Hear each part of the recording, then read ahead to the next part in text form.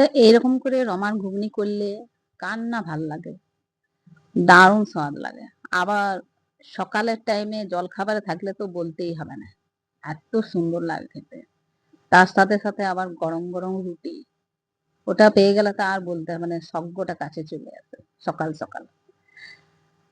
আর এখনের যা অবস্থা, এখন গ্যাস পাওয়া যাচ্ছে না, কিছু না। আর তার মধ্যে যদি সকাল জলখাবার পেয়ে যাই, তাইলে তো সোনায় সোহাগা। তা সেই হয়েছে এখন ধরুন কিছু কয়লা কিনে রেখেছি। কারণ গ্যাস এখন অনেকদিন পরে পাওয়া যাচ্ছে। তো আমার সিলিন্ডার এখন আছে। তো একটা সিলিন্ডার আছে, তো আমি বলি ওটা থাকেও, সময়ে কাজে লাগবে। রাত্রে বেলা এটা ওটা করতে হয়, তখন ওইটাতে চলে। তো সকালবেলায় কয়লার চুলা ধরিয়ে দিয়েছি। আর দেখুন আগুন গড়গড় করছে। তো কথায় আছে না, যাকে করেছি সেই হয় ঘি। যখন গ্যাস এলো তখন মনে করুন চুলার আর কোনো কাজ নেই। এক সাইডে চুলাকে ফেলে দিলাম, রেখে দিলাম এক সাইডে। আর ওটাও সময়ে কোনোদিন বাইর হয়তো হয় নয়তো না। এখন ওইটা সময়ে কাজে লাগছে চুলাটাই। তো বলি বার কর, ওইটাতেই করি। তো সকালবেলায় চুলা ধরিয়ে দিয়েছি। আর এখন আমি জলখাবার সবকিছু কাজযোগ করে নিয়ে জলখাবার করতে বসে গেছি। তো জলখাবারে আমাদের আজকে রমহার ঘুগনি থাকছে আর গরম, গরম রুটি। তো একলা তো হবে না, সবাই মিলে তাড়াতাড়ি করলে ভালো হবে। চুলার আগুন তাইলে জ্বলে যাবে না। তো তাইলে সবাই মিলে আমরা লেগে গেছি, মানে ৩ জনা। ছেলে, ছেলের বাবা আর আমার মেয়ে আর আমি। তা আমরা ১ম এ রমাটাকে আমি সিদ্ধ হতে দিয়ে দিলাম প্রেসারে নুন হলুদ দিয়ে। আর সিদ্ধ হওয়ার পরে আমি মসলাটা করতে বসে গেলাম। আর সেই ফাঁকে আমার মেয়ে আর আমার বর দুজনে মিলে রুটিটা বলছে আমরা করে দিচ্ছি, আগুনটা কেন জ্বলে যায়। তো বলি তাহলে করে দাও। আটা মাখাই ছিল। তো ওরা দুজনে রুটিটা করে দিল। তারপর আমার মসলাটা যখন হয়ে গেল তখন আমি এসে আর বলি তাহলে রমার ঘুগনিটা আমি করেই দিই তাইলে। কারণ ওরা ঠিকভাবে করতে পারবে না, আর ওরাও করতেও আসে না, তরকারি ফাঁকি বলে আমরা করে দিতে পারবো না। তা আমি বলি তাহলে আমি করি। তা রমার ঘুগনিটা আমার খুব পছন্দের। রমা কিনে রাখি তার জন্য বেশি। কোনো সময় রমার ঘুগনিটা খুব ভাল লাগে খেতে জলখাবারে। তা রমাটাকে আমি সিদ্ধ করে রেখে নিয়েছি। আর পরে আমি খুব সুন্দর করে গলে গেছে রমাটা। একদম পাকের মতন প্রেসার কুকারে সিদ্ধ হয়ে যায়। কড়াইয়ে দিলে সিদ্ধ হয় কিন্তু অনেক টাইম লাগে।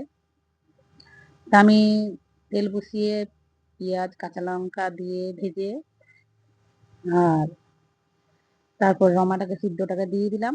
আদা রসুন ভেজে সবকিছু দিয়ে মসলা, জিরা আর হলুদ গুঁড়ো, জিরে গুঁড়ো, লঙ্কা গুঁড়ো দিয়ে, বেশি মসলা কিছু লাগবে না। ওতেই রমার ঘুগনিটা তো দারুণ লাগে। আমাদের তো ঘরে প্রচন্ড পছন্দ, ছেলে মেয়ের ওর বাবার। আমাদের প্রায় হয় রমার ঘুগনি। আর একটু জল একটু বেশি দিয়ে নিয়ে নামিয়ে দিলাম। একটু থকথকা, মানে একটু বেশি ঝোল থাকলে বেশি ভাল লাগে খেতে। কারণ এক বাটিতে তো হবে না। একদম গরম ধোঁয়া ওঠা রমার ঘুগনি আর রুটি সকালের নাস্তা। আমি ছেলের বাবাকে দিয়ে দিলাম, ওরা খাওয়া হয়ে গেল। এবার আমি আমার মেয়ের জন্য বেড়ে দিচ্ছি। তো আমার মেয়েকে বেড়ে দিচ্ছি। তো আমার মেয়ের এই বাটি পছন্দ নেই, কারণ বাটিটা হচ্ছে প্লাস্টিকের বাটি ও খাবে না। প্লেটটা দাও ওকে, ঠিক আছে, কিন্তু প্লাস্টিকের বাটি কেন দাও বলছে। আমি তাহলে তোকে স্টিলের বাটি দিয়ে দিচ্ছি। বলছে হ্যাঁ স্টিলের বাটি দাও, যেই বাটি দাও, কিন্তু আমাকে প্লাস্টিকের বাটি দিও না। প্লাস্টিকের বাটি তোর পছন্দ লাগে, যতই সুন্দর হোক। তো আমি ওকে দিয়ে দিলাম স্টিলের বাটিতে।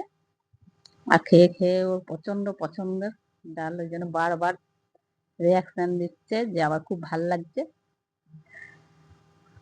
দেখুন ওর কত পছন্দ লাগছে এটা। এরপর আমি বসে গেলাম, যেহেতু সবার খাওয়া হয়ে গেছে ঘরে। ছেলের বাবাও খেয়ে নিয়েছে, নিয়ে বসে গেছে খেতে। তা আমি বলি আমি কেন এক সাইডে খাই, আমিও আমার মেয়ের সাথেই বসে গেছি। তো সেই প্লাস্টিকের বাটি আমিই নিয়ে নিলাম, আমাকেই, আমিই খাই প্লাস্টিকের বাটিতে। তো যেই হোক, আমি ওটা প্লাস্টিকের বাটিটা আমি সাজানোর জন্য দিয়েছিলাম, নয়তো আমি স্টিলের বাটিতেই সবকিছু ব্যবহার করি। তা খেতে খুবই সুন্দর লাগছে, আমারও খুব ভালো লাগছে খেতে। আমার তো এমনিতেই ভাল লাগে। সকাল সকাল প্রায় দিনই আমাদের এই রমার ঘুগনি, রুটি, কোনোদিন লুচি, পরোটা এই দিয়ে খাই, খুব ভাল লাগে খেতে। মুড়ি দিয়েও খাই অনেক সময়। তা আপনারাও এরকম বানিয়ে নিয়ে খাবেন, দেখবেন খুব ভাল লাগবে খেতে। আর উপর থেকে একটু গরম মসলা দিয়ে দিবেন, তাহলে আরো ভাল লাগবে। তো ভিডিওটা আমার এই পর্যন্ত। যদি আমার ভিডিও ভাল লাগে তো লাইক, শেয়ার, সাবস্ক্রাইব করে দেবেন।